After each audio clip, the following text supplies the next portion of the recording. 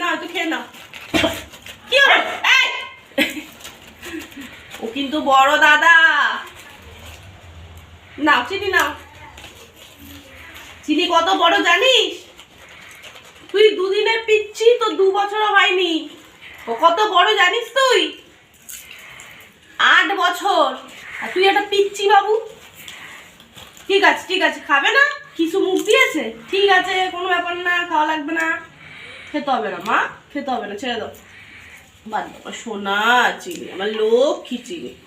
এই যে ছাড় দেখি। চিপস খাওয়ার জন্য এত লড়াই, বলত কোথাকার।